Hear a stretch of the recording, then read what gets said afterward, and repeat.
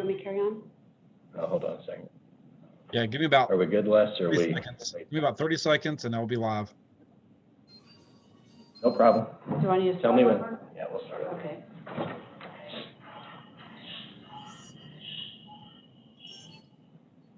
We're live.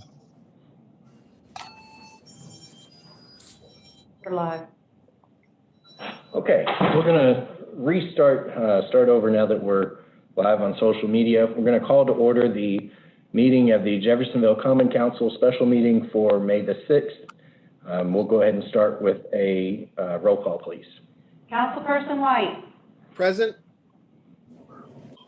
Councilperson Burns. Present. Councilperson Paris. Here. Council Vice President Maples. Here.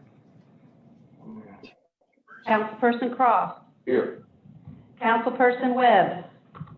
Present. Council President Present. Owen. Here. Councilperson Hawkins. Here. Councilperson Ellis. Here. Let the record reflect that we do have 7 council joining via phone, and we do have 2 present, Councilperson Croft and Council President Owen. All right. We're not going to worry about approving minutes. Let's go ahead and approve the agenda. I think there is one addition that was requested. Mr. White has an additional appropriation request that we're going to put under new business on number 13. If I can have a motion to... The additional appropriations should be in your packet. The additional should be... I'm sorry, it's the resolution to go along with that additional appropriation, which will be resolution 5 that we'll also put on number 13 under new business, if there's a motion to do that. I make a motion to approve the amended agenda. Second. I'll second it. So there's a motion and a second to, I think, Bill, you said to amend the agenda, right? To approve the amended agenda, yes. We'll have to have a motion to amend the agenda first. 2 separate motions. I make a motion to amend the agenda. And Mr. Croft seconded. Yes. Okay, so a motion by Mr. Burns, second by Mr. Croft to amend the agenda to include number 13 under new business, the resolution regarding emergency housing. We'll have a roll call vote. This will need to be unanimous to approve. Councilperson White. Aye. Councilperson Burns. Aye. Councilperson Paris. Aye. Council Vice President Maples. Aye. Councilperson Cross. Aye. Councilperson Webb. Aye. Council President Owen. Aye. Councilperson Hawkins. Aye. Councilperson Ellis. Yes. 9-0. Okay, the motion passes unanimously. Now do we have a motion to approve the agenda as amended? So moved. Second. Motion, Mr. Maple, second, Mr. White. Roll call, please. Councilperson White. Aye. Councilperson Burns. Aye. Councilperson Paris. Aye. Council Vice President Maples. Aye. Councilperson Cross. Aye. Councilperson Webb. Aye. Council President Owen. Aye. Councilperson Hawkins. Aye. Councilperson Ellis. Yes. 9-0, President Owen. Okay, so that's unanimous. Just to remind anybody who may be watching on social media and our guests who are with us tonight, we have to do all of our voice votes by roll call. That's a caveat to being able to do this virtually. Also, I keep forgetting to mention, even though we are streaming live on social media, we actually can't see any of the comments that are posted to social media in regards to the video as they are being posted. So we'll have to go back and read those after the fact. We do not have any minutes to approve. We don't have any claims to approve. Report of the clerk? None tonight. No report of the clerk. Unfinished business. Okay, we have 2020 OR 23, an ordinance transferring certain funds within the same department. Heather, were there any changes to this? No, there are no changes. Motion approved. Second. Motion, Mr. Maples, second, Mr. White. Ms. Gill? To be clear, it's on a third and final reading. This is the third and final reading, yes.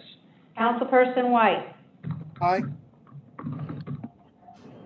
Councilperson Burns. Aye. Councilperson Paris. Aye. Council Vice President Maples. Aye. Councilperson Croft. Aye. Councilperson Webb. Aye. Council President Owen. Aye. Councilperson Hawkins. Aye. Councilperson Ellis. Yes. 9-0. Okay. Under new business, we have Larry Wilder presenting the agreement between the City of Jeffersonville and the Jeffersonville Firefighters Local 558. Mr. Wilder? Yes, sir. So I had an opportunity to review and can everyone hear me okay? Okay. So I had an opportunity to review the contract as presented, and the language seems to be obviously legal in form. And I think probably the most important issue for you as a council to understand and know is, first and foremost, the financial piece of the contract does not include any increases from the old contract. However, there is language that allows the opportunity to renegotiate and reconsider the financial obligation that the city would have in 2021. And I think that's clearly and obviously an acknowledgement by the Division of Public Safety that we are going to be going into uncharted waters shortly as it relates to what kind of income there will be from the tax revenue. And again, I will always say, and I continue to say, and Mr. Lee always hears me say this, I must advise you that in the larger scheme of things, the council's only obligation in the negotiations involving anything involving employment is to deal with the finances. In all of the other provisions that are not provisions involving spending money are provisions that if the mayor chooses not to sign this agreement, you cannot bind the city to. So, and I just always, that's just a statement of law I always make. Is that do you feel like that's an accurate statement, Mr. Merkley? Yes.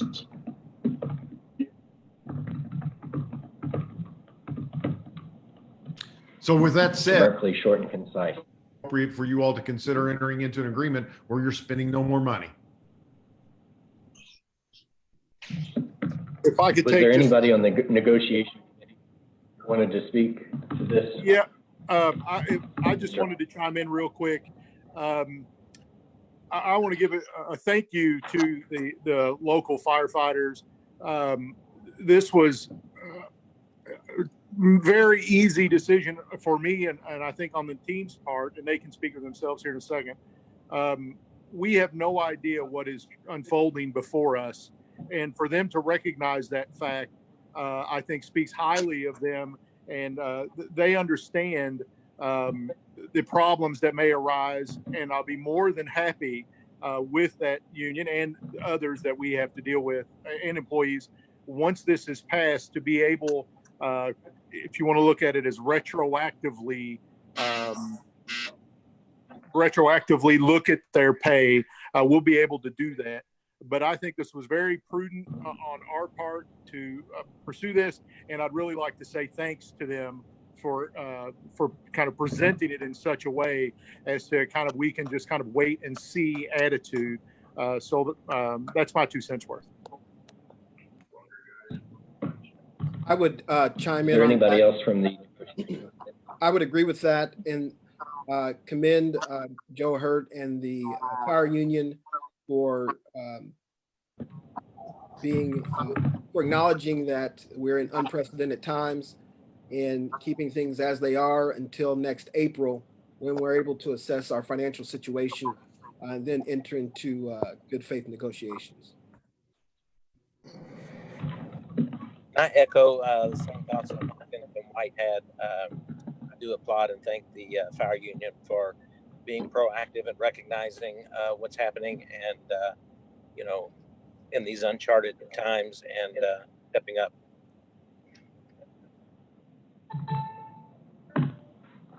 I concur.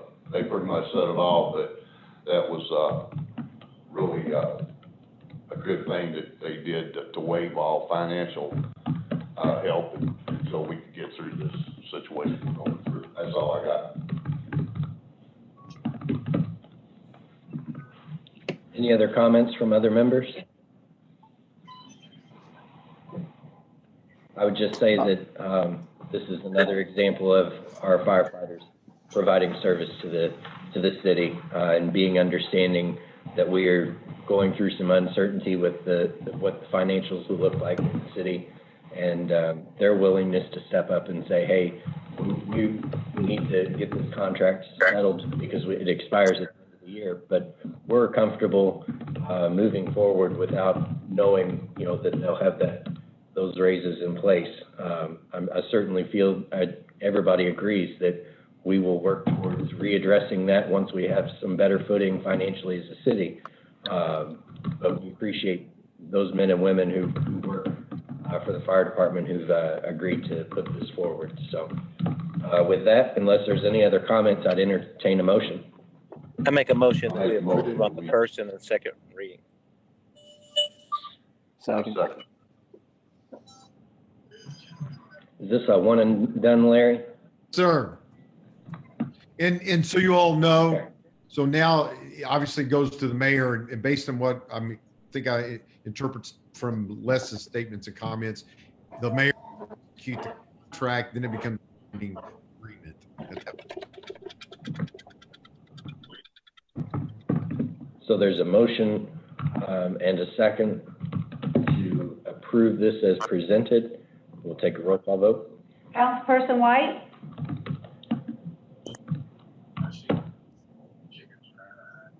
Councilperson White?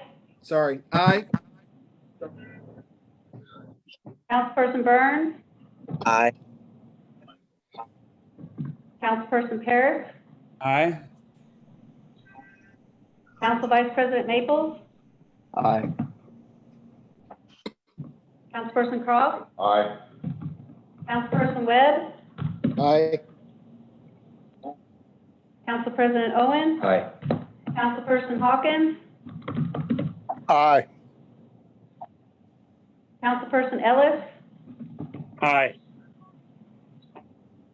9-0. Thank you all very much.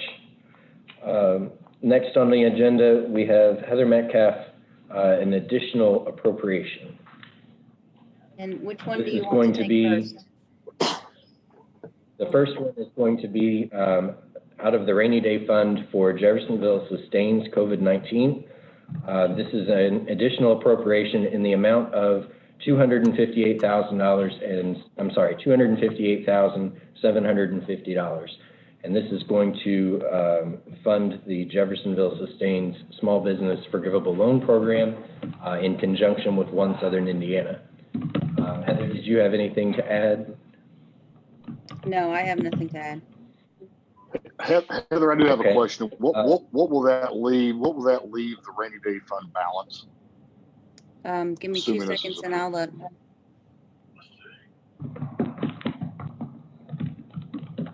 It's right at $4 million, I think. Sorry, I wasn't ready for that one. Sorry, I've been a little busy today. Lisa, what number? What number?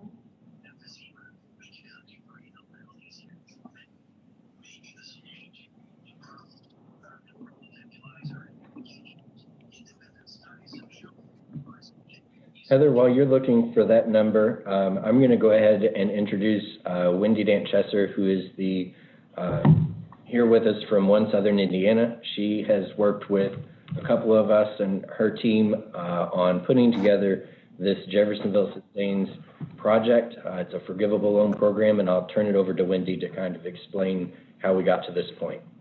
Thank you, Councilman Owen, or Mr. Chairman Owen. And for the rest of the council, thanks for entertaining this. This is the first public meeting I've participated in on Zoom, and you guys are making it look easy. So thanks for sticking through this. Back about 7 or 8, it almost feels like years ago, but it was really only 7 or 8 weeks ago, when this crisis was just really starting to emerge. We knew that there would be significant economic impact and economic contraction in the market. It wasn't until the actual stay-at-home order was issued and we had a clearer picture of which types of businesses would be most affected by this that that picture became into a better focus, and it wasn't pretty. So what the organization did, and let me backtrack, as the Chamber of Commerce and Economic Development Organization for Clark and Floyd counties, One Southern Indiana had been participating for at least the 7.5 years I've been here as an administrator with what was the Horseshoe Foundation, is now the Caesars Foundation of Floyd County, to administer a revolving loan fund. It's very similar and has been operated very similarly to the Jeffersonville fund that you all manage. And so what we did was look for an opportunity to work with our Community Foundation of Southern Indiana, the Caesars Foundation Board, and find some funding to put together an emergency forgivable loan program. We started with $30,000 that we had in restricted funds from the OSI Foundation, and tested the theory that the mechanism would work, that we could make forgivable loans to small businesses in this emergency situation. That program started, as I mentioned, with $30,000. By the end of the program, we had raised about $426,000 and were able to assist a total of 44 businesses throughout Clark and Floyd counties. Now, certain jurisdictions put dollars in, and they said that those dollars would be available for their jurisdiction. For instance, the town of Sellersburg, I think Charlie's on. The town of Sellersburg did put some money in, and then we were able to use those dollars and allocate those to businesses in the town of Sellersburg. That was successful, but the money ran out very quickly. $426,000 helped 44 businesses. That was great. However, there was a donor that came forth and said there's more that we could be doing. And they put together what we call our second loan product, which was a zero interest loan program. And that one was geared towards culturally significant businesses, those businesses that give Southern Indiana the flair that we have. So the restaurants, the bars, the entertainment venues, the arts, the museums, those type of venues. And that program was intended to be a little different in that it was a zero interest loan, not forgivable, and it would provide an opportunity for businesses to borrow up to $25,000. Now, most of the businesses that were applying at that time, some of them, I would say most, some were also applying through their banks for the Paycheck Protection Program that was part of the U.S. CARES Act, so the PPP program. And we did have about 3 businesses that, while they were in application for that program, they received notification they were going to get a PPP, and they all withdrew. They didn't want the debt on both sides. So the local money went to those businesses that were not able to obtain the PPP money. We ended up in total raising $550,000 for 31 businesses. The majority of that money came from the Caesars Foundation, and the majority of it came from the Blue Sky Foundation, which was for Clark and Floyd counties. And the remaining dollars came from a combination of Floyd County or the Caesars Foundation for Floyd County businesses. So in conversations with a couple of your council members, the question was, what would Jeffersonville want to see if a third loan product came along? And because you're not in Floyd County, we're not able to run the dollars through the Caesars Foundation, and that's okay. It still fits under our mission. We had the legal checking of that, as well as through our auditing firm, Rother Moss. We're, as our organization is a 501c6, we can accept these dollars and run the loan program ourselves. And that gave us some flexibility in coming back to the city council members and saying, what is it that you would want done with the program? So I'm going to ask at this point, that's sort of the history. Lisa Brooking is also on, and Mr. Chair, with your permission, I'd like to ask Lisa to go over some of the stipulations of the program as it has been negotiated. Is that appropriate, Mr. Chair? Yes. Yeah. Okay, Lisa, if you would.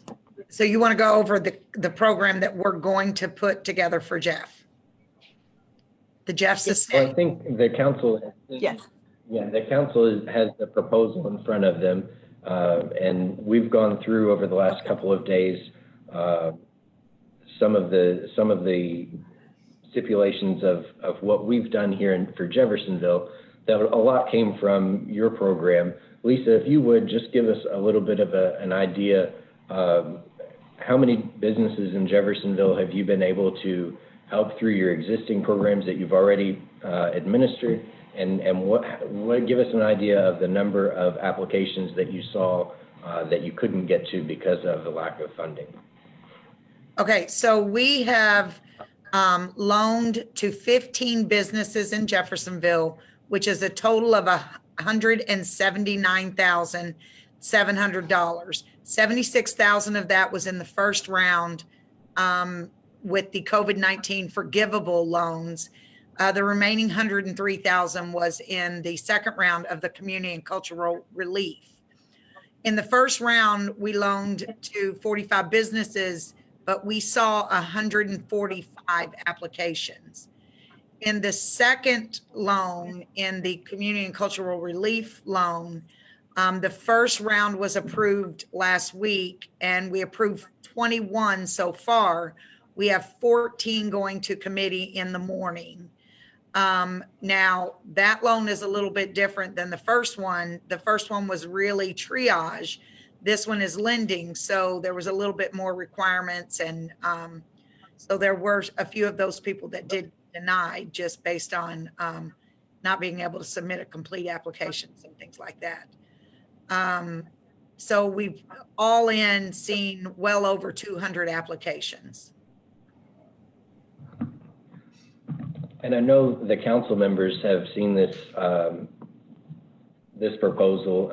Just for sake of the public, though, I will mention we decided that while we were talking back and forth with One Southern Indiana, that we wanted to make this a $5,000 forgivable loan program, a maximum of $5,000 per application, so that we could take what money we could put into something like this and spread it out as much as possible.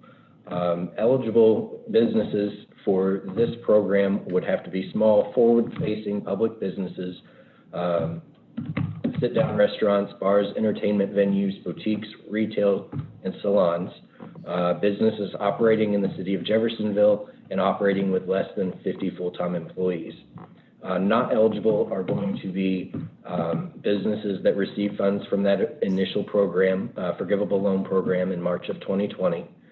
Businesses with established drive-through service as a part of their normal operation, businesses with more than 50 full-time employees, businesses outside the city, and then also businesses owned or in partnership agreements with members of the Jeff City Council.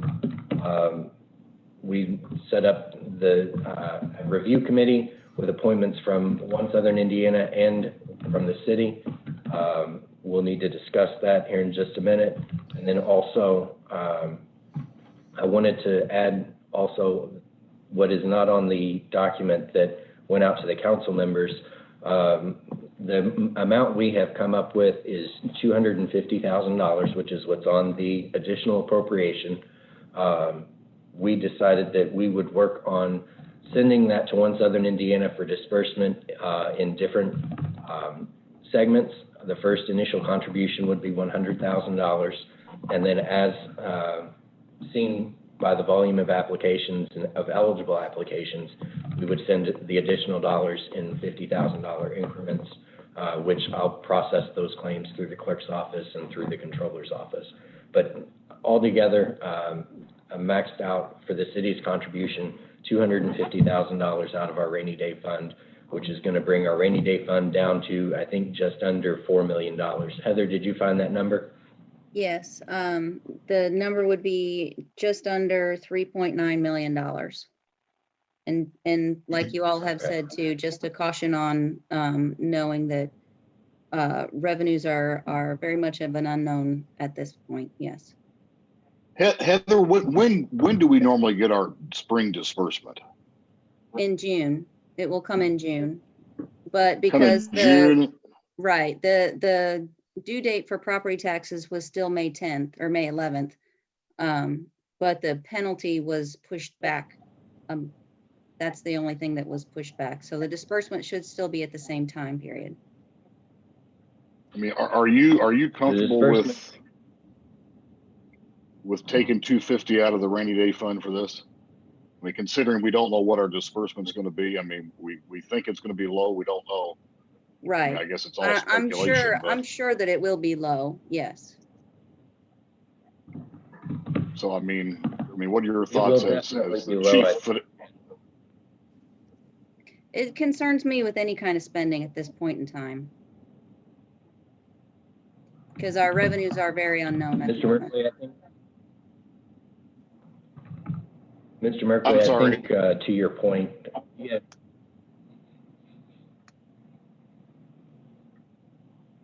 I think to your point, we have discussed at length that we are expecting to see shortfalls hit the city in waves. Initially, we've already lost out on some money for the river stage from tourism, because tourism hotel rates are down right now. The next wave that's going to hit us financially as a city is property taxes. There will definitely probably be a delay in property tax collection because of the waived requirements or waived fines for or late penalties. I know that there is an opportunity for the county to give us an extra disbursement in August if they choose to do so for any of those payments that come in late. I don't know if Clark County has agreed to do that, but that's certainly an option for them if they see a lot of those late payments come in over the summer. And then additionally, we're going to see some deferred payments in income tax, obviously, over the next 2 years. So I don't think there's any disillusion that we're not going to have some problems financially with our revenue as a city. But what we do expect is that $4 million in our rainy day funds, $7 million in our general fund, and the remaining additional fund balances across our city funds, which are all healthy with little exception, will get us through as we encounter each wave in this process.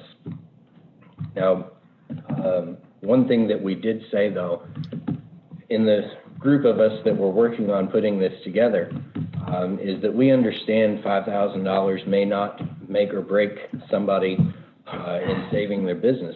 But this $5,000 with the $3,000 from the Main Street program, or money from the PPP program, or money from some of the other grant opportunities that have been afforded, could help make the difference. And we didn't want to come out of this pandemic and see a business close their doors for good and never pay property tax again without having known that $5,000 could have made the difference for them.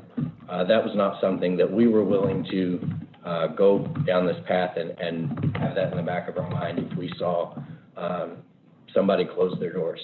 We felt that it was our obligation to at least do what we could to try to mitigate the damage that this pandemic brought to the city of Jeffersonville. And I can say, as a third-term councilman, I appreciate everything that the city has done over the last 8 or 9 years to bring us to where we are. But we've got to protect that investment, and this is the best way that we felt we could do that. And we wanted to put that out to the rest of the council for their consideration. I appreciate the administration also applied for some grant funding through the state for something similar. There was a little bit more red tape with that program, but unfortunately we did not receive that funding. Had that been the case, that would have been fantastic for small businesses in Jeffersonville, but hopefully this can help mitigate that the missed opportunity from that. Does anybody have any questions? Any of our council members have any questions for the One Southern Indiana team?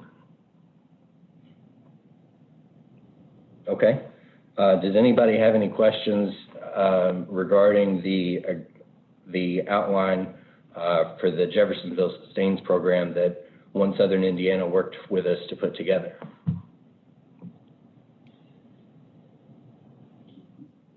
Hearing none. If there is any type of motion or comment. You know, Matt, I would just convey, I think you sent out an email a week or so ago, which I thought was very thoughtful and insightful. And as we move forward in light of this pandemic and how it may impact the city's finances, because we're not just looking at property taxes for this year, but we're looking at next year, and then income tax as well, which will lag behind the property taxes. And I think we've had some council members involved in department head meetings where the mayor has been very stern with departments to restrain in their spending. Obviously, our number one goal with the city is to ensure that essential city services are not interrupted, and obviously we don't want that to happen for lack of funding. We want to avoid other communities are furloughing employees off. We don't want that to happen. But I can tell you right now, putting together 20 budgets, this upcoming budget for next year is going to be a real challenge. And it looks like we've got a lot of money in rainy day fund today, but this is not over, and we're going to continue to go through this crisis. And I would just caution the council that if you expect the administration to tell the departments to be restrained in their spending and then to appropriate $250,000 out of the rainy day fund, that's going to be a tough sell. And Larry would concur to me. We've been through the lean times with the city where there was no money, and I think you need to be prepared for that going forward. Those are just. And I appreciate that word of caution. We've echoed, I'm sure that our department heads think we sound like a broken record when we say we must restrain our spending. We must be cautious of the budget because we don't know what's coming. I would add that, with $11 million in reserves and rainy day funding, hopefully $250,000 won't break us. But it is important for us to be prudent with our spending, and I think that the department heads have started to get a good handle on that with repeated reminders from the council and repeated reminders from the mayor, and I appreciate that from him especially. Again, this is going to be an initiative used to protect the investment that our small businesses have made in Jeffersonville, so they can pay those property taxes. And we don't see a long-term gap more so than what we're going to see in just delayed spending. At least that was our take on it. And I certainly understand that you guys want us to be abundantly cautious, and I think that we're going to continue to do that. And we're not going to see city services or any types of the furloughs that you've seen in other places. Was there any comment or anything else from any of the other council members? Matt, if I may, I'd like to express my gratitude and thank Ms. Dan Chesser in her efforts on this in addressing the concerns of small businesses in Southern Indiana, and especially Jeffersonville. Your work is very much appreciated, and we thank you for working with us to be able to come to this point where we can do our part to help sustain the businesses that we've worked so hard to attract and patronize in the city of Jeffersonville. And Matt, you in your role as president have really taken the lead on this with Wendy, and I appreciate the work you've done, the attention to details that you've given to this. and to make sure that we're doing the right thing to do the best that we can with what we have to support our businesses. I think this is the right move. I think it's good for Jeffersonville. It's good to show that we are here for those who have paid their taxes over the years, to allow us to do all the good things that we've been doing. And now it's time for us to give some of that money back to help them through this tough time. And that's my perspective. So thank you very much. Matt, if I may, I'd like to elaborate on Dustin's comment.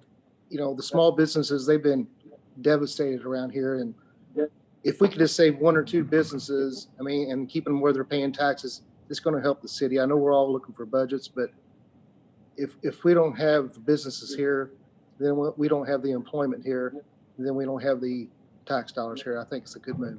And thank you for putting this proposal forward. Matt, I will add one thing.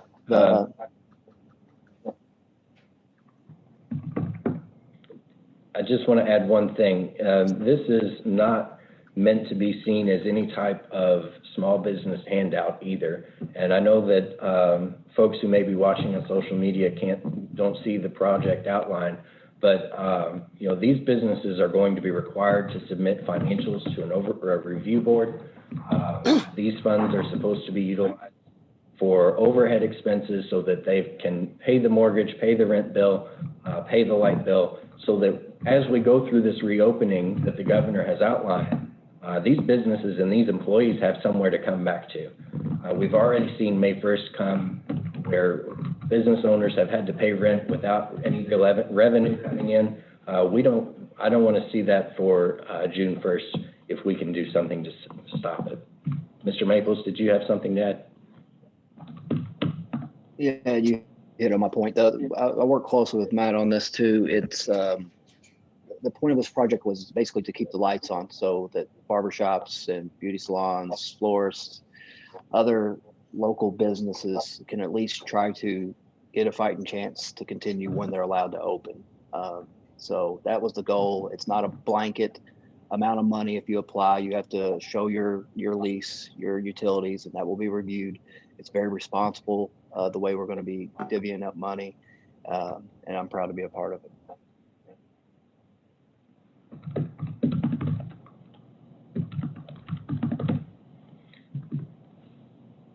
If there's nothing else, I'll entertain a motion. And before I do, though, if we want to get this going now that this is kind of public, that this is what we've put together, and suspend the rules to approve the appropriation, we could do that, but I'll put that out there for the council's consideration.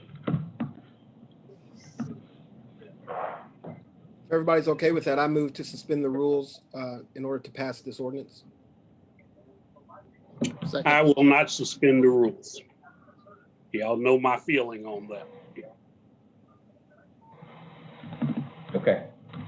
Well, that does have to be a unanimous decision, and we can certainly respect that, Ron. If we need to do this one step at a time, we can schedule for another special meeting and get that done on Friday.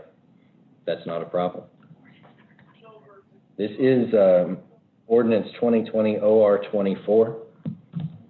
If there's a motion to approve on the first or the first and second reading.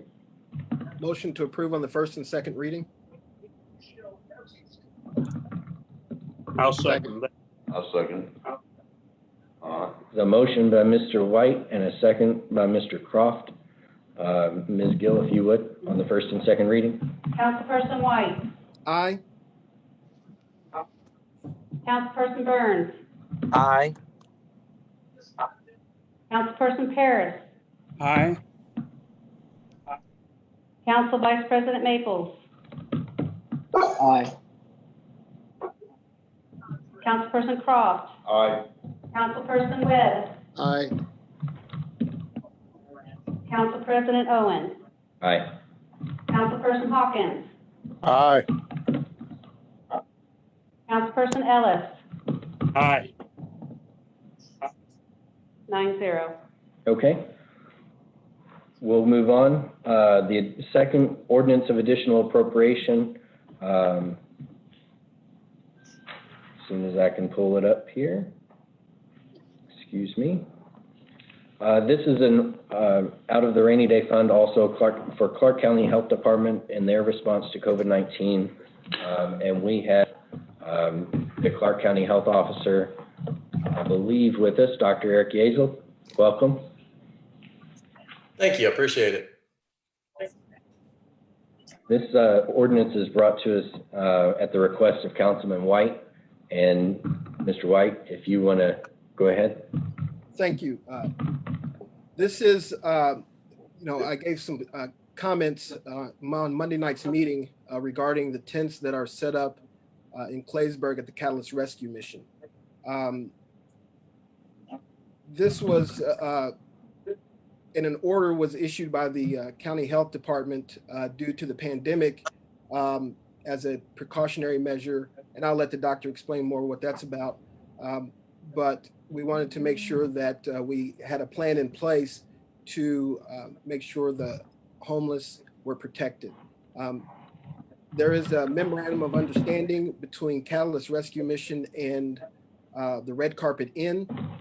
So the idea is to appropriate $10,000 to enable those who are staying in tents to not have to stay there.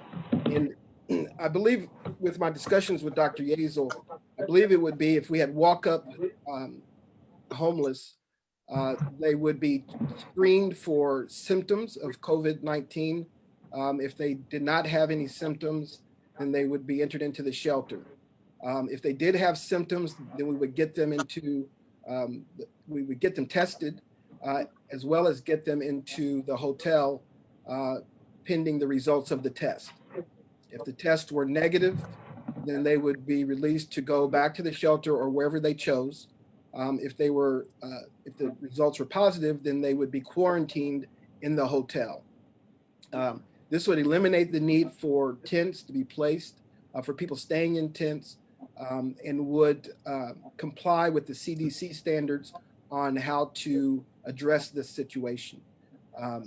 It's also my understanding, it's not a guarantee, but that Dr. Yazel will see if we would be able to qualify for reimbursement of these funds or any funds that were expended for this purpose.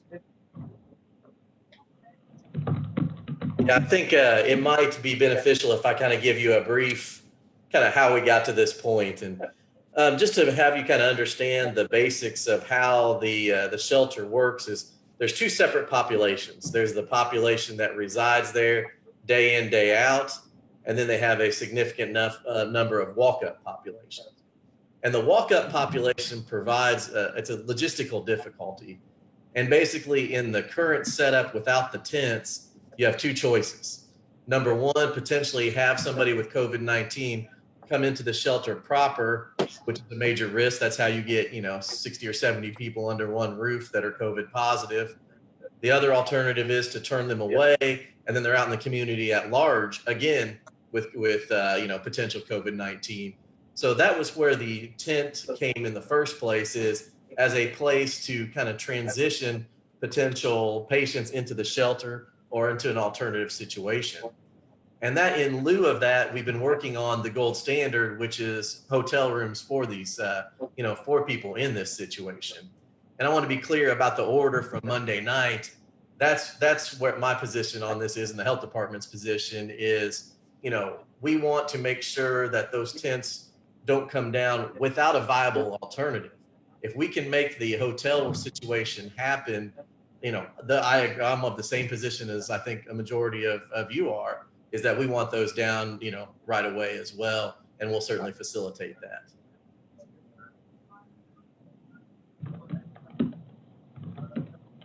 Just want to add, in case there was any question, the claims process would be once the health department verified that persons did in fact stay in the hotel, they would submit the claim to the city clerk, who would review it and then pay it, once it's reviewed and found to be appropriate. Dr. Yazel, would assuming this happens, and hopefully it will, but will there still be a tent there? And if so, what transpires in the tent?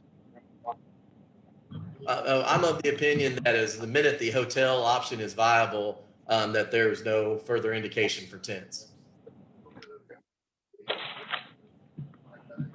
And just to one other thing, just to kind of echo what Councilman White said, we have a grant that we're waiting for funding for that seems consistent with this same appropriation we're talking about. Obviously, I have no control over if they'll okay this, but I do intend to ask for funding from the grant to reimburse these funds. Obviously, I can't promise anything, but I can promise we will certainly ask for that. So is it safe to say that assuming this all happens, you'll rescind your order or not renew your order from the tents? That's correct. Are there any other council members who have questions either for Mr. White or Dr. Yeazel? Before we entertain a motion, I just wanted to say thank you to Dr. Yeazel for his service to the community through the health department. Thank you to your entire health department team. I know you've got a lot going, and we appreciate you being here to speak on this matter. Well, thank you, and thank you for all you guys are doing for the city of Jeffersonville as well. I appreciate all of you. If there's nothing else, I'll entertain a motion. Ron, are we still with not suspending the rules? If so, we'll just pass. I'll make a motion to pass it on the first and second, and then we can bring it up again at the Friday special meeting. I would support the first and second, Dustin. Okay, then I move that we pass this appropriation on the first and second reading. And I'll second that. Motion by Mr. White for the first and second reading, second by Mr. Ellis. Anything further? Ms. Gill? Councilperson White? Aye. Councilperson Burns? Aye. Councilperson Paris?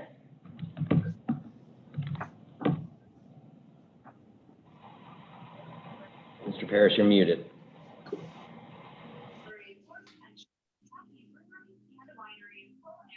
You're still muted. You're muted, Joe. Maybe Matt can unmute you. Matt, can you unmute Joe? There you go. Hear me? There you go. I voted nay. Is that nay? Yes, nay. Clear. Council Vice President Maples? Aye. Councilperson Cross? Aye. Councilperson Webb? Aye. Council President Owen? Aye. Councilperson Hawkins? Aye. Councilperson Ellis? Aye. 8-1. All right. The next on the agenda is number 13, 2020 R5 is the resolution that will go with this funding for emergency housing. And it lays out basically the process for getting that approved and the process for the claims to go. There was a resolution emailed out to you. I do have a proposed change. Just on the second page, it says the process and procedure for requesting funds from the COVID-19 response appropriation. It just basically outlines that will run through the city clerk's office to the controller, not directly to the controller. So the health department will submit that to the clerk's office, and then she will process that claim. And then the controller will have the authority to pay that claim as it comes in, and then we can approve it retroactively. I know that the city clerk has spoken with the health department, and they are all understanding how that process will work. And as long as everybody's okay with that, I think we need to have a motion to amend the resolution to include that language. So moved. Second. There's a motion and a second to amend 2020 R5 to include the language that outlines the process with the city clerk and the health department. All those in, I'm sorry, roll call. Councilperson White? Aye. Councilperson Burns? Aye. Councilperson Paris? Aye. Council Vice President Maples? Aye. Councilperson Cross? Aye. Councilperson Webb? Aye. Council President Owen? Aye. Councilperson Hawkins? Aye. Councilperson Ellis? Aye. 9-0. Okay, and a motion to approve then, R5? So moved. Second. Motion, Mr. White, second, Mr. Ellis. Councilperson White? Aye. Councilperson Burns? Aye. Councilperson Paris? Aye. Council Vice President Maples? Aye. Councilperson Cross? Aye. Councilperson Webb? Aye. Council President Owen? Aye. Councilperson Hawkins? Aye. Councilperson Ellis? Aye. 9-0. All right. It is just before 6:30. Can we, Mr. Wilder, go ahead and notice for a special meeting on Friday at 6:30? Or have you done that? Brag about how effective and efficient I am, because I did that right back when you said something about 6:05. So Lisa, Okay. you're going to mail a notice of the special meeting, and the newspapers have been sent notice of a special meeting, 6:30 Friday. Did you Okay. hear me? Hear me? Yes. Okay. Is there any other attorney comment, Mr. Wilder? Thank you. And just, the whole thing I want to emphasize again is, under the circumstances, considering the actions you all are taking are in response to a pandemic, a worldwide unprecedented situation and circumstance, I feel very confident that if we get to a place where we have to defend the decisions made, so long as we can point to the public need, the public good, the public safety, and the public health, that we will be able to support and prevail on our decisions to do things that are a little out of character for what the statutes say we have to do relative to notices of meetings. Mr. Merkley, anything to add? No, I'm good. Thank you. Ms. Metcalf, do you have anything for a department head report? I think you're the only No, one we're on. all good here. Thank you. Thank you for all of your help through this week and through this whole ordeal. Council comments, Mr. White?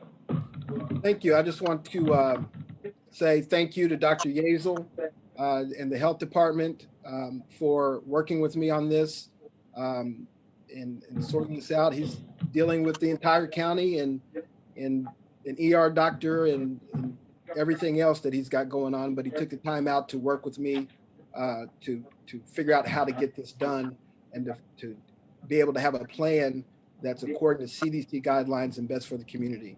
I'd like to thank Ms. Lindley, who's also on the call, for reaching out to Ms. Gill to discuss the claims process to make sure that goes smoothly. I also want to thank each and every one of you for working with me to get this done. I think we're doing the right thing to make sure that people are in a humane situation and safe from the pandemic situation. So thanks to everyone involved with this for the work that you've done and for your support. I appreciate it. Mr. Burns? No comment at this time. Mr. Paris? I just wanted to comment on my vote on the Catalyst Rescue Mission. I felt like Pastor Moon is involved here and should be heard. And I know he just put out a written statement just late today. And so I want the best for the situation, and I just felt like his, his comments, either he should have been in our meeting involved, or his comments, should be looked at. So that's all I have. Okay. Mr. Maples? Just thank to Doc Yazel and his crew. I know how many times I've bothered him at the sheriff's office, so I know he's getting stretched thin. They're doing a great job. Thanks to the firefighters for coming up with their own idea to forego raises for the betterment of the city. That's the big picture idea, and we need a lot of that right now. And thanks to everyone. Mr. Croft? I just want to thank everybody for coming together during this trying time. It shows some mettle. That's all I got. Mr. Webb? I'd like to thank the firefighters. I think it's outstanding that they decided to put everything off. I think that needs to be publicly known. I'd like to thank Matt for you all putting your committee together on the small business to help these small businesses out in this uncertain times. And Mr. White, Dr. Yazel, I think y'all put a good plan together with the homeless shelters. Thank you. Mr. Ellis? Yes, I would like to thank Dr. Yazel and Mr. White for what you've done and for coming up with this plan. And I'd also like to explain to those that don't understand why I stop things from going on 3 readings. Often when we pass something on 3 readings, we may find out later that we didn't support it or that there was a mistake made and we wouldn't have a chance to correct it at that point. By me saying no to 3 readings doesn't mean that I don't support something. It just means that I want to take a little additional time to have a look at it and for all of us to be able to look at it and change our minds if that comes to be. So, but I thank all that worked on this plan, and I also thank Wendy Danchester for coming and explaining what this was going to concern. So thank you, everybody. Mr. Hawkins? No comment. Thank you. Okay.